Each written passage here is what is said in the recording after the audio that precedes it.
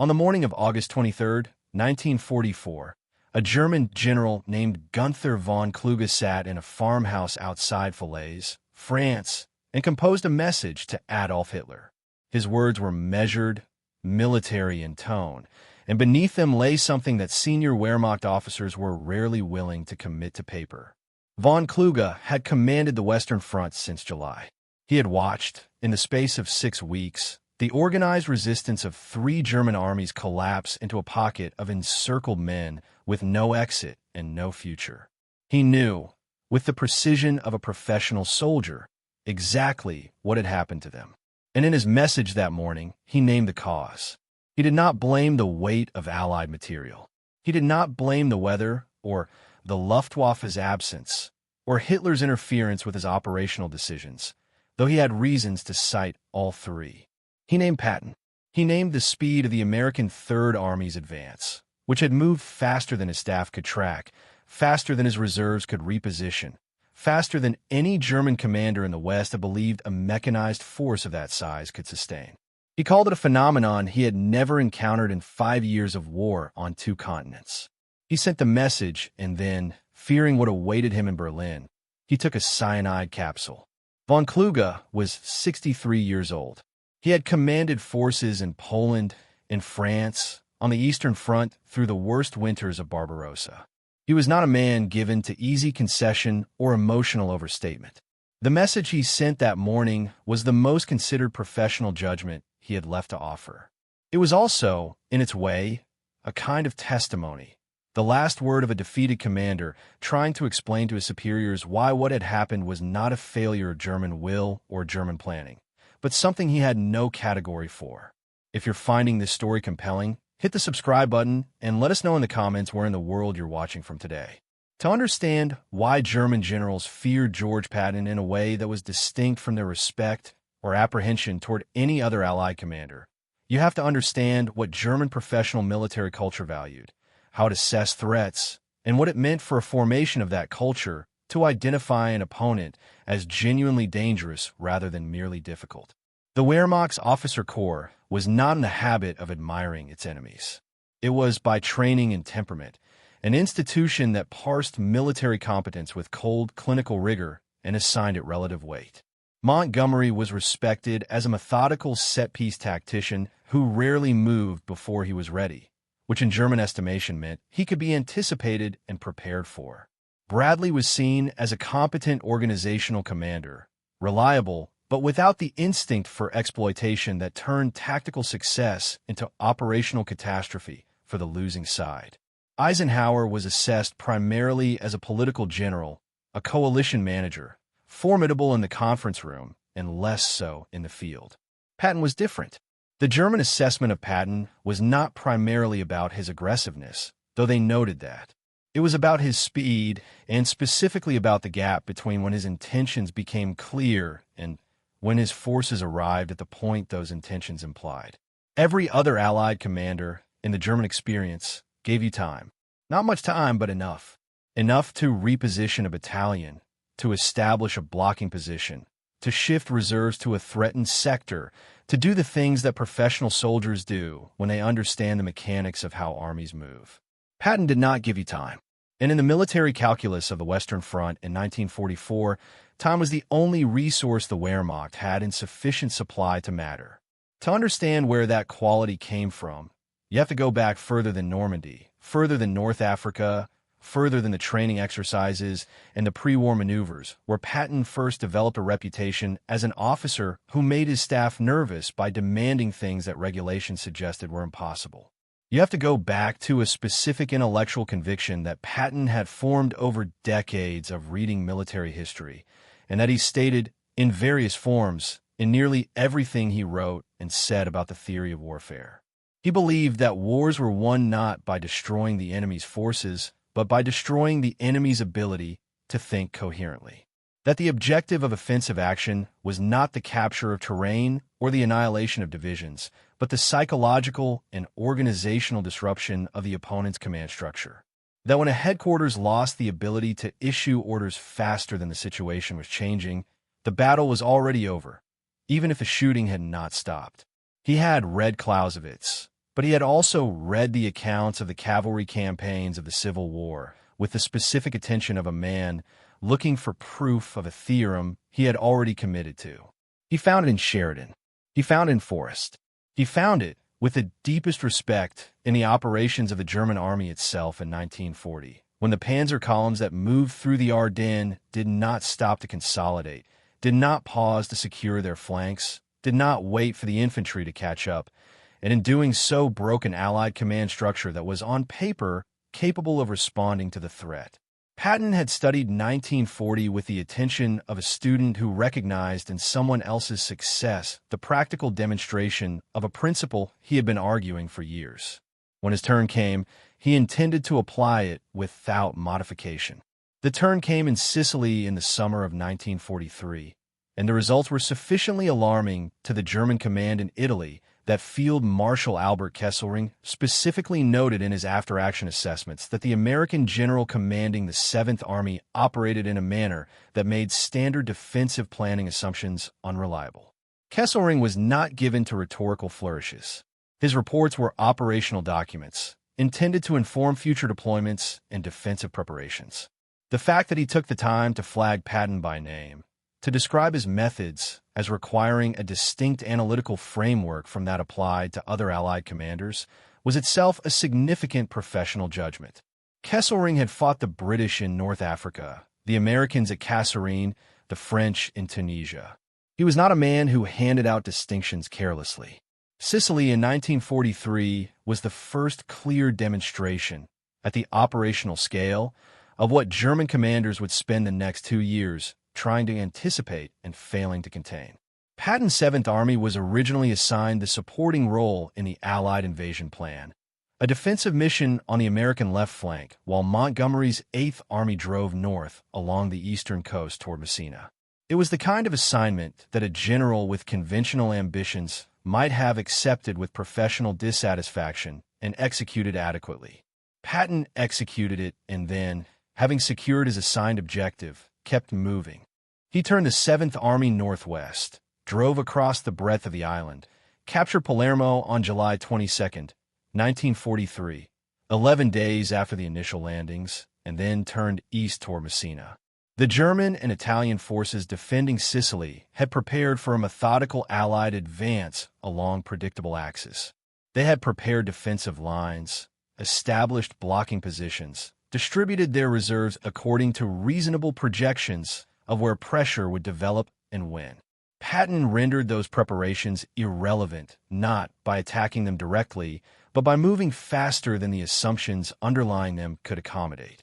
The German commander on Sicily, General Hans Valentin Hube, submitted a report after the campaign that identified the speed of American armor as the primary factor that had made coherent defensive operations impossible. Hube was a decorated veteran of the Eastern Front, where he had commanded armored formations in some of the most intense fighting of the war. His professional judgment that Patton's rate of advance exceeded what standard defensive doctrine was designed to counter was a calibration, not a complaint. The larger test came in France, in the late summer of 1944, and it produced the set of events that would define how German commanders understood Patton for the remainder of the war. The Third Army was activated on August 1st, 1944, with Patton in command, in conditions that should have made rapid exploitation impossible. The supply situation across the American front was deteriorating. The Red Ball Express, the improvised truck convoy system that sustained Allied logistics, was running at capacity and still falling short of what the advancing armies required. Fuel was the binding constraint. An army that runs out of fuel stops moving, and an army that stops moving loses every operational advantage that speed creates. Patton managed his fuel supply with a combination of ruthlessness toward his administrative chain of command and creative latitude in interpreting the orders he received. He allocated fuel to his lead elements at the expense of his rear echelons. He diverted shipments intended for other formations when he calculated that his advance was the operationally decisive one. He accepted risks to his flanks and his lines of communication that his staff documented in written objections, understanding that those risks were real, but that the risk of stopping, The risk of giving the retreating Germans the time they needed to establish a coherent defensive line was greater. He was right, and the distance the Third Army covered in August 1944 stands as one of the most remarkable operational achievements of the European War. Between August 1st and August 25th, 1944, the Third Army advanced more than 400 miles across France. It crossed the Seine. It liberated Paris's southern approaches. It encircled significant German formations at Falaise. It covered ground that the pre-invasion planning had projected would require months. The German Seventh Army, which had been the primary defensive formation in Normandy, was effectively destroyed as a fighting force, not primarily through direct assault, but through encirclement, disruption, and the operational paralysis that comes when a headquarters can no longer issue orders faster than its situation is deteriorating. The German officers who survived Falaise wrote about it afterward with a consistency that suggests they were all trying to describe the same experience in terms their training had not quite prepared them for. General Eberhard Rod, commanding the 21st Panzer Division through the breakout, described the period between August 12th and August 21st as one in which divisional headquarters received reports of American armored formations appearing at locations that, by any reasonable calculation of American advance rates, should have been days away. The calculations were not wrong. The assumptions underlying the calculations were wrong. American armor, under Patton's direction, was not moving at the rates that German staff officers' training led them to project. This was not simply a matter of American vehicles being faster than German vehicles, or of American logistics being more efficient, though the latter had some truth to it. It was a matter of decision-making speed. Patton's corps and division commanders were authorized to make exploitation decisions at their level without waiting for confirmation from higher headquarters. When a reconnaissance element found a road clear, it moved. When a bridge was intact, it crossed. When a gap appeared in the German line, a formation moved through it without filing a request and waiting for approval. The German command system, which was structured around a more centralized approval process, could not generate responses to a situation that was changing faster than the approval cycle could accommodate. Patton had built a machine that outran the machine it was fighting, and he had done it not by having better tanks or more fuel, but by making decisions at a lower level and executing them faster. The specific effect of this on German morale at the command level was something that post-war interrogations documented with unusual candor. General Walter Warlimont, who served in the Wehrmacht's operations staff through most of the war and was interrogated extensively after the German surrender, described the atmosphere at Hitler's headquarters in August 1944 as one in which the mention of Patton's name had acquired a specific quality. Not panic. The German officer corps was not given to theatrical panic, but something closer to a particular form of professional dread. The dread of a man who looks at a problem and finds that the tools he has been trained to use do not fit the shape of it. Warlimont's account is supported by the documentary record of the period. The Wehrmacht's daily situation reports for the Western Front in August and September 1944 contain a pattern that analysts have noted. References to American Third Army positions consistently lagged behind the actual positions, in some cases by 24 to 48 hours. This was not primarily an intelligence failure. German reconnaissance was functioning, and prisoner interrogations were producing accurate information about unit identifications. It was a processing failure. By the time reports reached the level where decisions could be made, the situation had already moved past the point where those decisions were relevant. Patton understood this. He did not merely exploit the gap between German decision speed and his own advance speed. He actively widened it. He gave his commanders authority to bypass pockets of resistance rather than reduce them, leaving that work to following formations. He ordered advances continued through the night, accepting the navigational and tactical risks of moving armor in darkness rather than pausing and allowing German commanders the hours of stillness they needed to assess their situation and issue coherent orders. He changed the locations of his corps headquarters frequently enough that German intelligence, when it managed to locate one, was often tracking a position that had already been vacated. He was not simply moving faster than his opponent. He was making it structurally difficult for his opponent to have an accurate picture of where he was, what he intended, and what the German response should be. The result was that German commanders in the West spent the late summer and fall of 1944 in a state that military theorists call disequilibrium, a condition in which the gap between what is known and what is happening has grown too large for effective decision-making. Formations that were ordered to hold positions were defending ground that American forces had already passed. Reserves that were shifted to block a projected advance found themselves positioned against an axis that had already changed. The defensive coherence of the German line in the West did not collapse because the Wehrmacht lacked capable soldiers or competent officers. It collapsed because the command structure that was supposed to coordinate those soldiers and officers was operating on information that was systematically outdated. And the reason it was systematically outdated was that Patton's Third Army moved faster than the German intelligence and communication cycle could track. By the time the Third Army reached the Moselle River in early September 1944, the fuel crisis had finally imposed the check that German defensive resistance had been unable to. Patton was ordered to halt. The halt lasted long enough for German engineers to strengthen the defenses around Metz, the ancient fortress city that guarded the approach to the Saar. What followed through September and October was a different kind of fighting, slow, attritional, costly in men and time, and the contrast with the August offensive was sharp enough that Patton's correspondence from the period reflects a frustration that he made little effort to conceal. He believed the halt had cost the Allies an opportunity that would not return. He was largely correct. The German defensive line that solidified in September would take months to crack, and the men who died cracking it were, in Patton's private calculation, casualties of administrative caution rather than German military capability. The Metz campaign, which lasted from September through November of 1944, produced a different kind of evidence for the German assessment of Patton.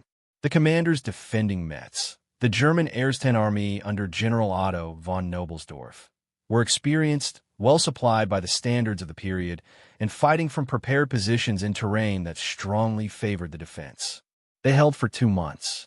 They inflicted significant casualties on the attacking American formations.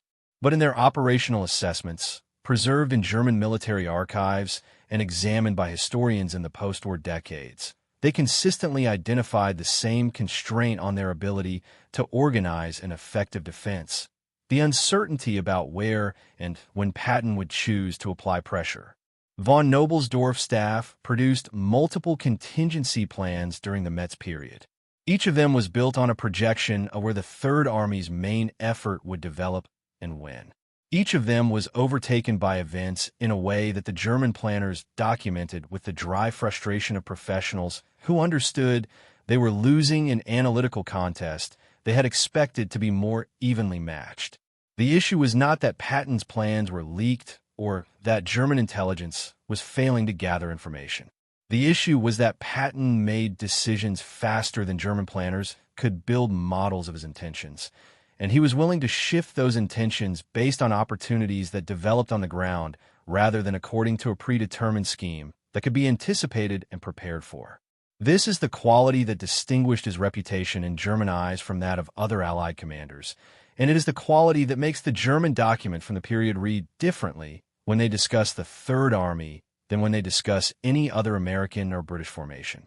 There is in those documents a consistent undertone of professional respect combined with operational frustration.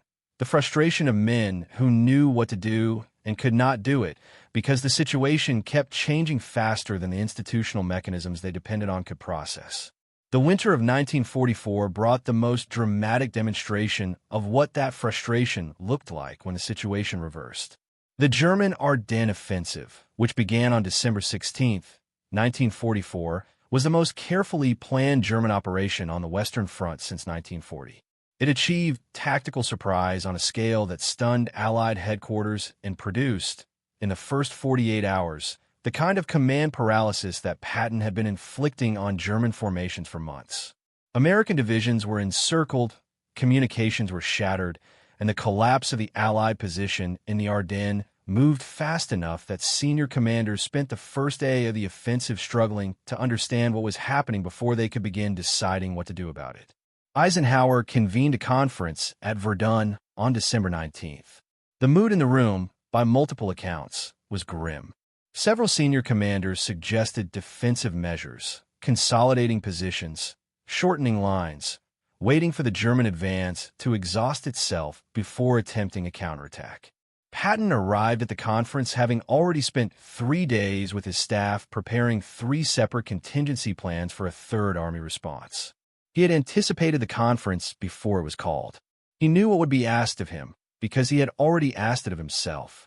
When Eisenhower turned to him and asked how long it would take to disengage the Third Army from its current offensive in the Saar, turn it 90 degrees to the north, and attack into the southern flank of the German Bulge, Patton answered without hesitation.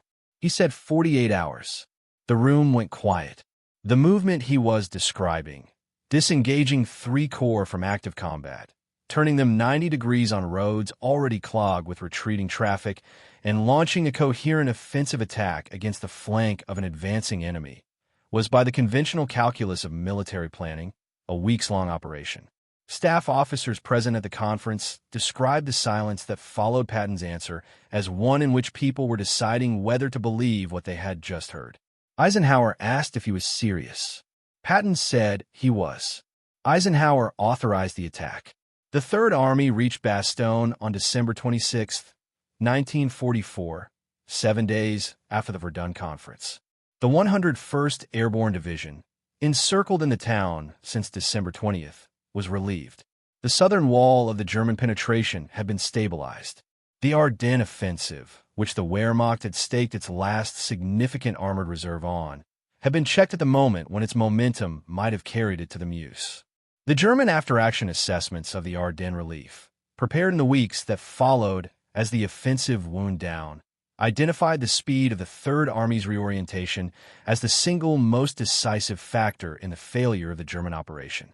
General Fritz Bayerlein, commanding the Panzerlehr Division during the Ardennes operation, stated in post-war interrogation that the German planning assumption had been that the American forces to the south would require a minimum of 10 days to organize a counterattack. The assumption was operationally reasonable. Every historical precedent for moving and reorienting a formation of 3 corps under winter combat conditions supported it. The assumption was wrong by 8 days. This is where the German assessment of Patton crystallized into something more specific than professional respect. Bayerlein's interrogation record, and those of several other senior German officers who participated in the Ardennes operation, reflect a consistent theme. Patton was dangerous not simply because he was aggressive or because his forces were well supplied or because he had competent subordinates, though all of those things were true. He was dangerous because the mental model that German planning used to predict American behavior consistently underestimated him, and because the underestimation was not the result of ignorance. German intelligence knew who he was, but of disbelief. The German military system, like most military systems, built its planning assumptions on what forces of a given size and composition could reasonably be expected to do. Those expectations were grounded in doctrine, in logistics tables, in the observed behavior of comparable formations in comparable conditions. Patton's Third Army consistently operated outside those parameters.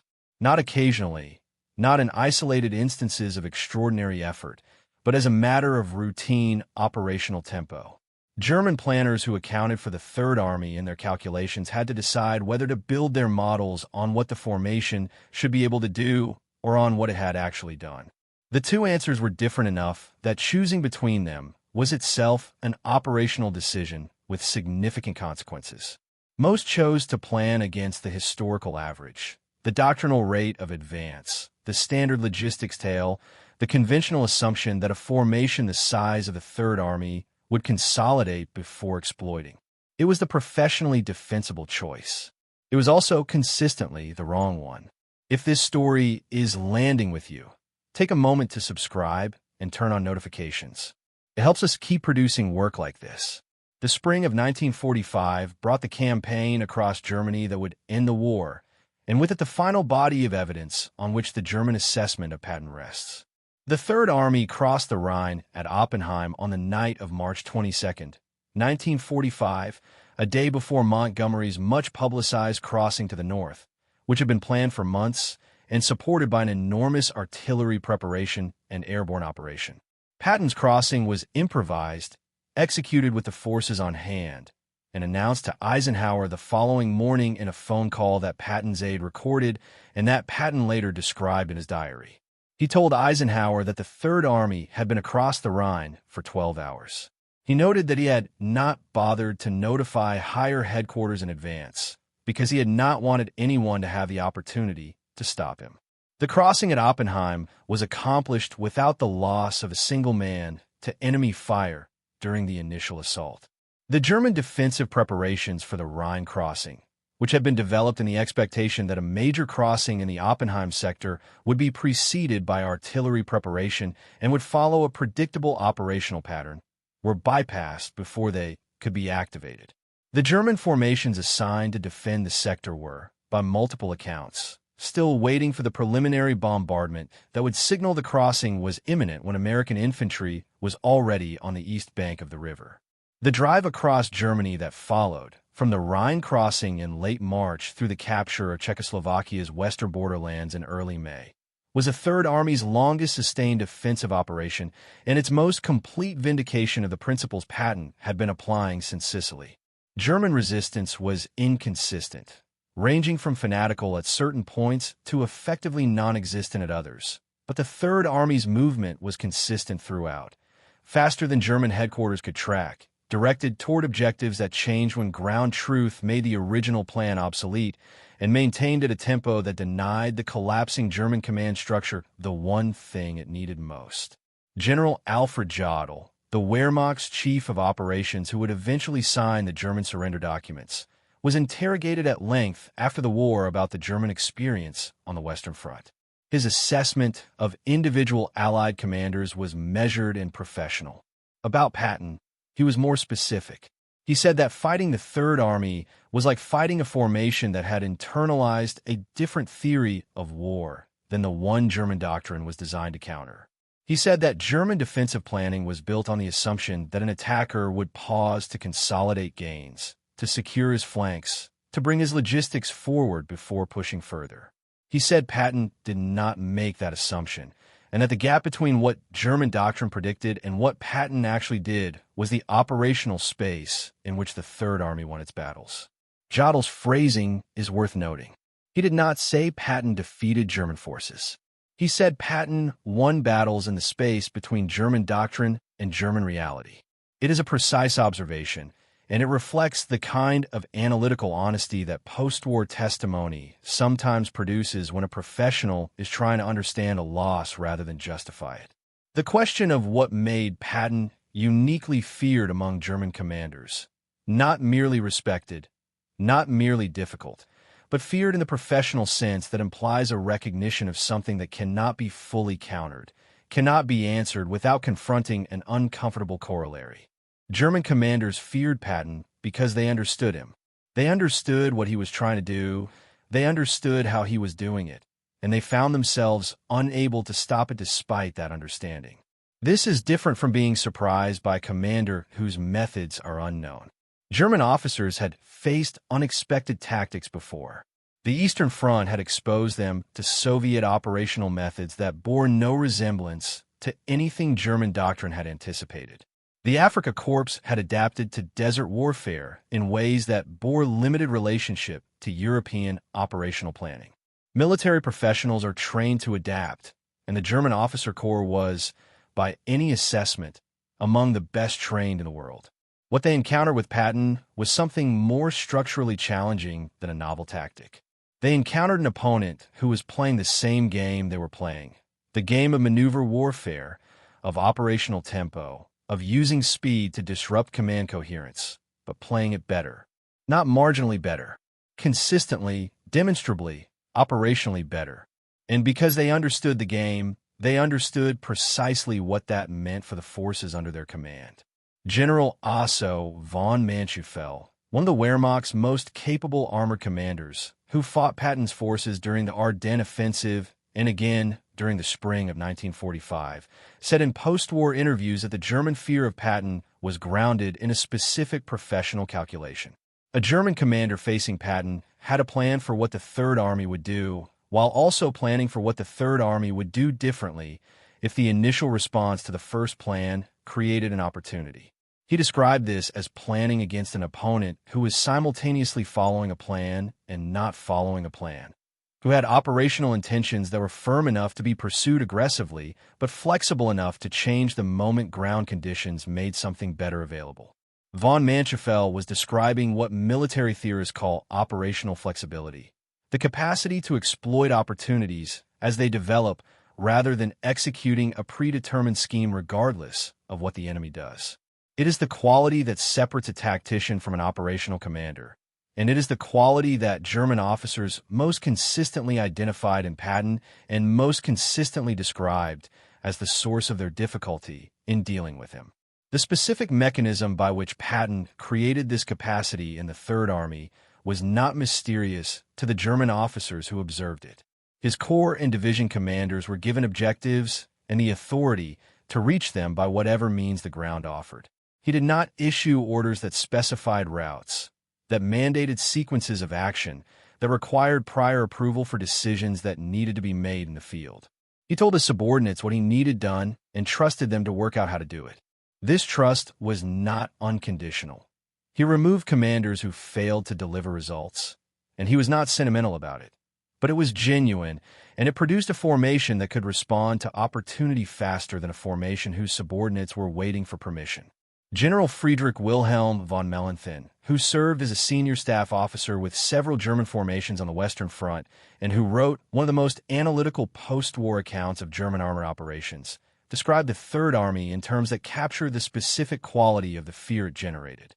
He wrote that the experience of fighting Patton's forces was the experience of fighting an organization that had genuinely internalized the principle that the correct response to the unexpected is to move toward it rather than away from it.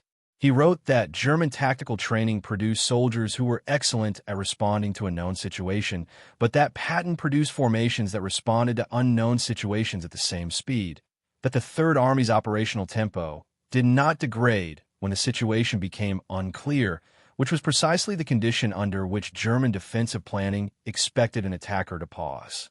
This is the testimony that runs through the German record on Patton, not the testimony of men who lost to superior numbers or overwhelming firepower, but the testimony of professionals who lost to a commander who had solved, more completely than anyone else they faced, the problem of how to keep an army moving when everything conspires to make it stop. The fear was earned, and it was specific, and it is documented in the words of the men who felt it. Men who understood exactly what they were afraid of and why they were right to be afraid. What happened to those men after the war? To Bayerlein, to von Manchefeld, to Mellenthin, to the dozens of German officers who survived and were interrogated and eventually wrote their own accounts, is a story in itself.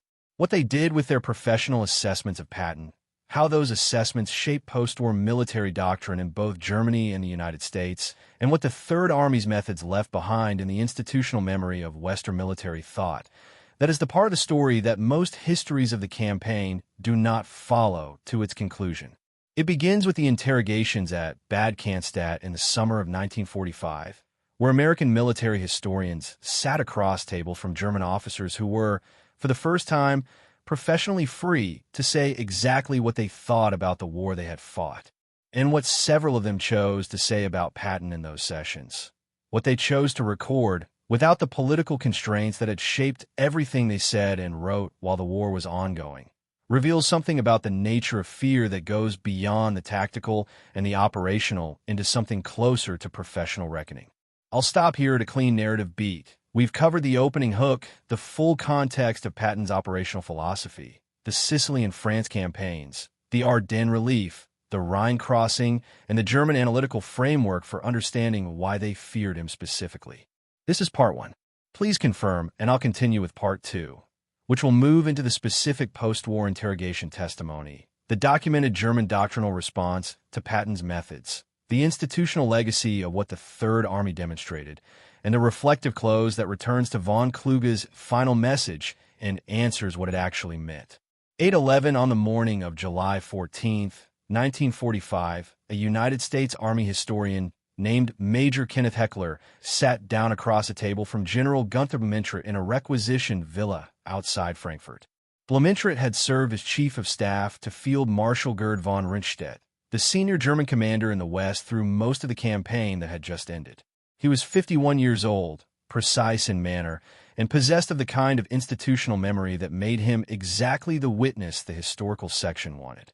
Heckler had a list of prepared questions. Blumentritt answered them methodically. Then, at the end of the session, unprompted, he said something that Heckler recorded verbatim in his notes, and that found its way into the United States Army's official historical record. He said that among the Allied commanders on the Western Front, Patton was the one the German staff feared.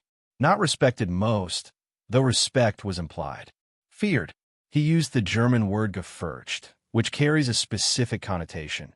Not the fear of the unknown, not the fear of overwhelming force, but the fear that a professional soldier feels for an opponent who has identified and is exploiting the precise weakness in his position that he has been most carefully trying to conceal. Heckler asked him to be more specific. Blumentritt thought for a moment and then said that the German staff feared Patton because he never gave them the one thing that defensive planning requires: time to think. He said that every other Allied commander, in his experience, had a characteristic operational pause, a moment after an advance, or before an attack, or between phases of an operation, during which German headquarters could assess the situation, identify the threat axis, shift reserves, and issue orders that had a reasonable chance of arriving at subordinate units before the next American movement made them obsolete. He said that with Patton, that pause did not exist in the form German planning assumed. He said that the Third Army moved through the interval that other formations used to consolidate, and that the consequence was that German responses were always one cycle behind, always addressing a situation that had already changed. Blumentritt's testimony was not unique. It was one of dozens of similar assessments produced through the summer and fall of 1945, as American military historians worked through the senior ranks of the captured German officer corps with a systematic thoroughness that reflected the Army's genuine desire to understand what had worked and what had not. The Foreign Military Studies program, which eventually produced more than 2,000 monographs written by former German officers under American supervision, generated a body of operational analysis that remains one of the most detailed records of how a losing command structure understands its own defeat. Across that body of material, the assessment of Patton is remarkably consistent. The specific qualities that German officers identified, the operational tempo, the delegation of authority to subordinate commanders, the willingness to accept flank exposure in exchange for forward momentum, the capacity to shift axes of advance faster than German headquarters could process the change, appear in documents written by men who had never spoken to each other after the war, describing experiences from different theaters of the campaign, filtered through different command positions and different professional perspectives. The consistency is not the consistency of men repeating a received narrative. It is the consistency of men describing the same phenomenon from different angles and arriving at the same conclusion.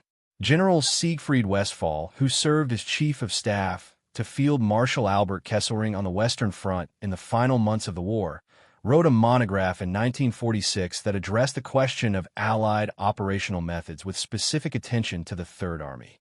Westphal was a careful analyst, trained in the German staff tradition that valued precision over drama, and his monograph reflects that training. He wrote that Patton represented, in the Western Allied armies, the closest approximation to the German concept of Auftragstaktik, mission-type tactics, the doctrine of giving commanders clear objectives and the authority to achieve them by whatever means the situation required. He wrote that the German army had built its operational superiority in the early years of the war on that doctrine, and that encountering it in an opponent, encountering it in a form that had been adapted to American organizational culture and American logistics capabilities, was a disorienting professional experience for commanders who had assumed it was a German advantage. Westphal's analysis is worth pausing on because it identifies something that the popular narrative about Patton sometimes misses. The popular narrative is built around his personality. The ivory-handled pistols, the pearl-handled revolvers more accurately described, the speeches, the slaps, the theatrical self-presentation that made him simultaneously the most famous and most controversial American general of the war. That narrative is not wrong, but it is incomplete. The German professional assessment was not about Patton's personality. It was about his method, and specifically about the organizational system he had created within the Third Army, a system that functioned at a different operational tempo than the formations it was fighting, not because it had better equipment or more men, but because it had been structured to make decisions and execute them faster. The specific mechanism that German analysts returned to repeatedly was the relationship between Patton and his corps commanders. He commanded 4 corps at various points during the campaign: the 8th, the 12th, the 15th, and the 20th. The commanders of those corps, men like Manton Eddy, Walton Walker, Wade Hayslip, and Willard Paul, were given a form of operational latitude that was unusual in the American Army of 1944. They were told what Patton needed accomplished and trusted to accomplish it. They were not required to submit requests for authority to exploit opportunities that developed in the course of an operation. They were not expected to pause and consolidate after an advance before pushing further. They understood, because Patton had made it explicit, that the purpose of an advance was not to reach a line on a map, but to create conditions in which the enemy's ability to resist had been degraded beyond recovery. General Manton Eddy, who commanded the 12th Corps through some of the Third Army's most significant operations, described Patton's command style in post-war interviews with a specificity that illuminates what German commanders were facing. He said that Patton gave him objectives and then got out of the way. He said that when he called Patton to report that his corps had reached its assigned objective and to ask what he should do next, Patton's consistent answer was some variation of, "Keep going until something stops you. Then tell me what stopped you, and we'll figure out what to do about it." He said that this approach required a kind of operational courage on the part of corps commanders that not all of them had initially been comfortable with, the courage of making significant decisions without the cover of explicit higher authority. But that over the course of the campaign, it produced a formation that moved at a speed that Eddy himself sometimes found difficult to believe when he looked at a map and calculated what his corps had covered in a given period. The document that articulated that doctrine, Army Field Manual 105, Operations, published in 1982, was not written as a tribute to Patton. It was written as a response to a specific operational problem. How does a numerically inferior Western force defeat a numerically superior Soviet force on the Central European plain? The answer it proposed was built around operational tempo, initiative at lower levels of command, depth of attack, and the disruption of an opponent's command coherence rather than the destruction of its forward formations. It was, in its fundamental logic, the argument Patton had been making since Sicily, expressed in the doctrinal language of a different era. The officers who wrote FM 105 were aware of the lineage. General Don Starry, who was the primary intellectual force behind the doctrine's development, specifically cited the Third Army's campaign in France and Germany as the historical evidence base for the operational concepts the manual articulated. He cited Patton's approach to delegation, his insistence on operational tempo, and the demonstrated effect of both on an opponent's ability to mount coherent resistance. He was drawing a direct line from the summer of 1944 to the doctrinal framework that the American Army would carry into the late 20th century. That line is the long shadow of the German fear, because the doctrine that the Wehrmacht's surviving officers identified as the source of Patton's operational superiority, the doctrine that Westphal recognized as Auftragstaktik applied in an American context, that von Manschufel compared to Guderian's armored theory, was the doctrine that the American Army eventually systematized and carried forward. The German professional assessment of what made Patton dangerous was, in the retrospect of 40 years, an accurate professional assessment of what would define Western military operational thinking for the remainder of the century. There is one more dimension of the German fear that the operational and doctrinal analysis does not fully capture, and it appears in the post-war testimony most clearly in the accounts of German officers who encountered Patton not as an operational problem, but as a personal presence. These encounters were rare.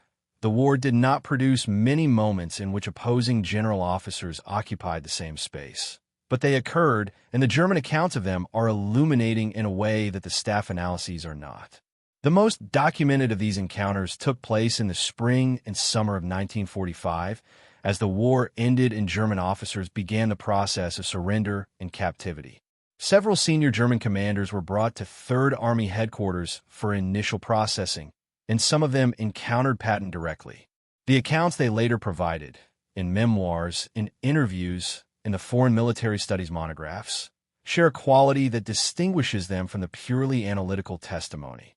They describe a man who was, in person, precisely what his operational record suggested, direct to the point of bluntness, interested in the professional details of what had happened and why, and entirely without the self-congratulatory quality that captured officers sometimes encountered in the generals of a winning side. General Fritz Bayerlein, whose Panzerlehr division had been one of the most capable German formations in Normandy, and who had commanded it through the Ardennes, met Patton briefly in the spring of 1945. His account, preserved in a post-war interview conducted by American historians, describes a conversation in which Patton asked him specific operational questions about the Panzerlehr's movement during the Cobra breakout, the American offensive in late July 1944 that had shattered the German line in Normandy.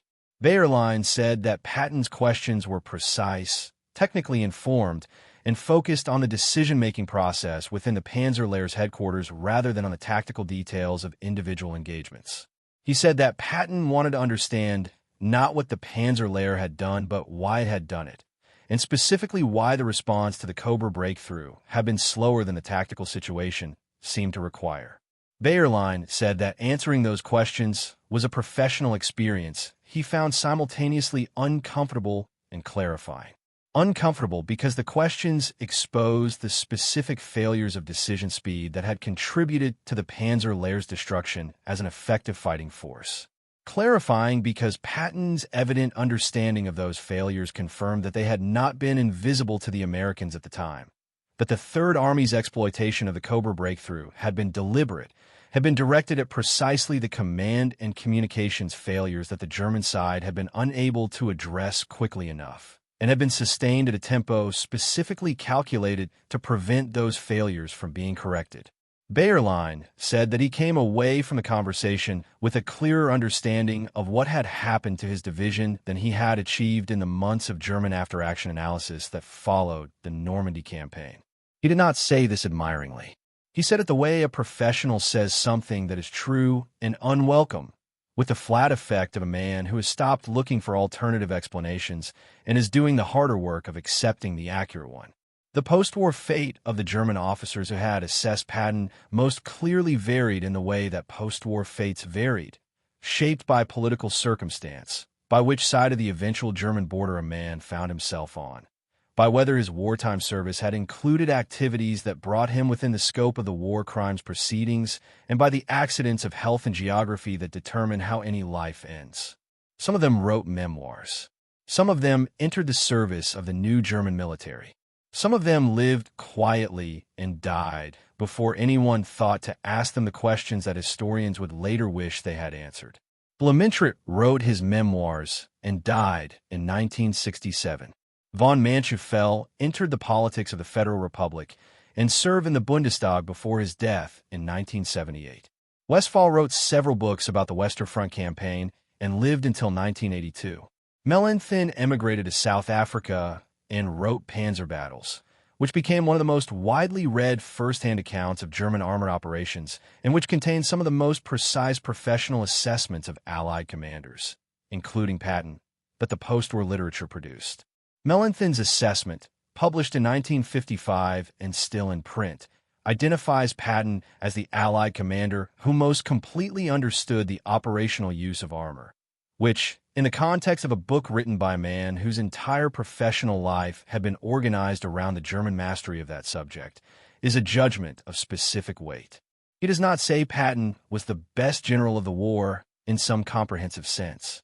What Eddie was describing was the practical effect of Patton's command philosophy on the formation's operational tempo. The Third Army did not slow down because its commanders were waiting for permission. It slowed down when it ran out of fuel or encountered resistance it could not bypass. Everything else was kept moving by a system of authorized authority that pushed decision-making to the level where the relevant information existed, not up to Army headquarters, where the picture was clear but the ground was distant, but down to the corps and division commanders who could see what was in front of them and act on it immediately. German defensive planning was built on the assumption that an attacker's decision cycle included a confirmation loop, a moment at which subordinate commanders checked with higher headquarters before proceeding. That confirmation loop was the interval into which German responses were designed to fit. Remove the confirmation loop, and the interval disappears. Remove the interval, and the defensive plan is overtaken before it can be executed. This is what Blumentritt meant when he said that Patton never gave the German staff time to think. He was not describing a personality trait. He was describing a structural feature of how the Third Army was organized to operate. The post-war interrogation record contains one exchange that captures the German experience with particular precision. General Otto von Manschufel, who had commanded the 5th Panzer Army during the Ardennes Offensive and was one of the most capable armored commanders the Wehrmacht produced, was interviewed by American historians in the summer of 1945. He was asked to compare Patton's methods to those of German commanders he had known. He thought for a moment, and then said that the closest German equivalent he could think of was Heinz Guderian. Not in personality, which was entirely different, but in the quality of understanding what armor could do when it was not asked to fight the way infantry fights. The comparison to Guderian was significant. Guderian was the theorist and practitioner of German armored warfare, the man who had written Achtung Panzer in 1937 and commanded the panzers that broke through at Sedan in 1940. To place Patton in his company was, in the context of the German professional military culture, the highest form of operational tribute available. Von Manschufel was not offering it as a compliment.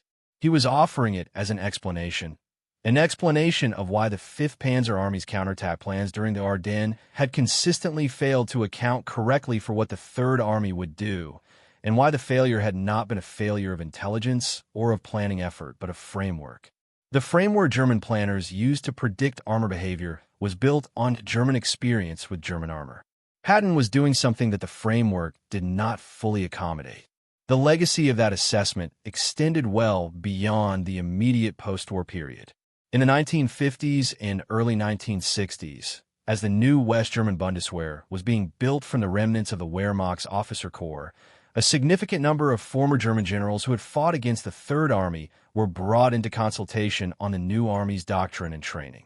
They were asked, among other things, what lessons the Western Front campaign held for the development of a modern mechanized force.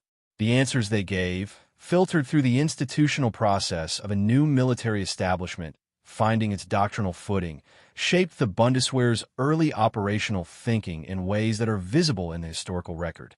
One lesson they identified consistently was the lesson Patton had taught them about delegation. The German Army of the Second World War had practiced mission-type tactics, but in the later years of the war the practice had degraded as Hitler's interference with operational decisions had pushed German commanders toward a more centralized approval process. The Bundeswehr's founding generation, aware of this degradation and its consequences, made mission-type tactics the explicit foundation of their new doctrine in a form that deliberately rejected the centralization of the war's later years. The influence of the Third Army's demonstrated superiority in operational tempo, the lesson that an army capable of making decisions at lower levels will consistently outperform one waiting for approval, was visible in how they structured that doctrine. On the American side, the legacy was more complicated because Patton died before he could advocate for what he had demonstrated. He died on December 21, 1945, 12 days after a car accident near Mannheim. He was 60 years old. He had been scheduled to return to the United States in January, and there is evidence in his correspondence from the period that he had planned to write a second volume of his memoirs that would have addressed the operational lessons of the campaign in the direct, argumentative terms he characteristically employed. That volume was never written. The memoirs he left, published posthumously as War as I Knew It in 1947, addressed the campaign's major operations, but in a form that was more personal than analytical, more interested in what happened than in the systematic argument for why it happened. The arguments Patton had made during the war, for speed, for delegation, for accepting flank risk in exchange for forward momentum, for the principle that the purpose of military force is not to establish a line, but to destroy the opponent's capacity to function as an organized force. Those arguments had to be reconstructed from his correspondence, his diary, his after-action reports, and the testimony of the men who had served under him. That reconstruction took decades, and it was uneven. The American Army of the late 1940s and 1950s was focused on the nuclear dimension of a potential war with the Soviet Union, and the operational lessons of the conventional campaign in Europe occupied a secondary position in doctrinal development. It was not until the 1970s and 80s, in the aftermath of Vietnam, in the context of a serious rethinking of how the American Army would fight a conventional war in Central Europe, that the operational principles Patton had practiced in France and Germany were systematically revisited and incorporated into what became the airland battle doctrine of the 1980s. Thank you for watching. For more stories like this one, check out the other videos on your screen now, and don't forget to subscribe.